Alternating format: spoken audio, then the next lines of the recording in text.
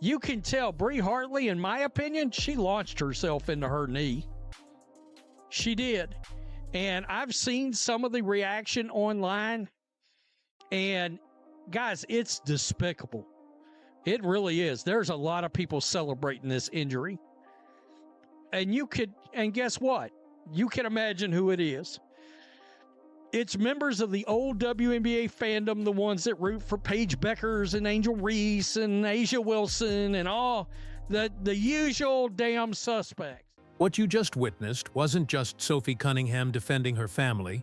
That was the exact moment the WNBA realized they'd created their own worst nightmare.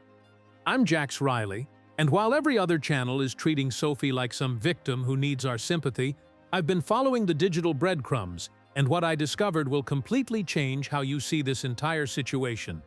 Sophie Cunningham didn't just get injured. She weaponized that injury into the most strategic transformation in modern WNBA history, and her legendary F-around-and-find-out response just exposed the league's biggest fear: players who refuse to be controlled.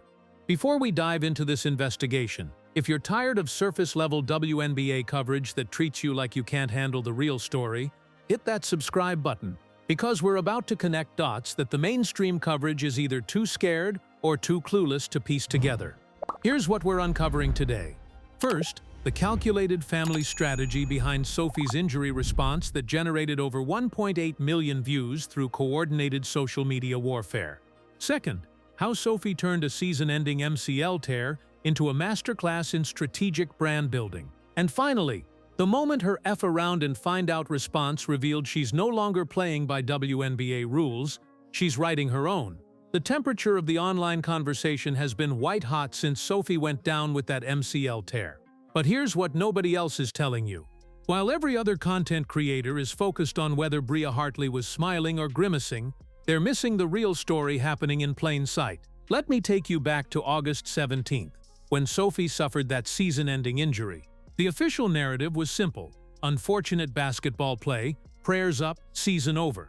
But if you start filtering through the noise and reading the signals, a completely different picture emerges. Just keep coming for the Indiana Fever.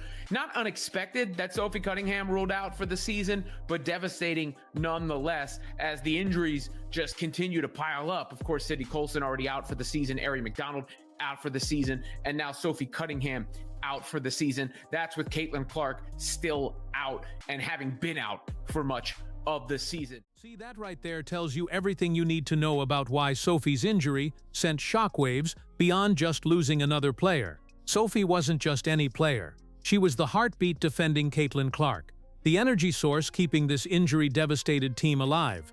But here's the angle nobody's covering. Sophie had already been building something much bigger than her on-court role.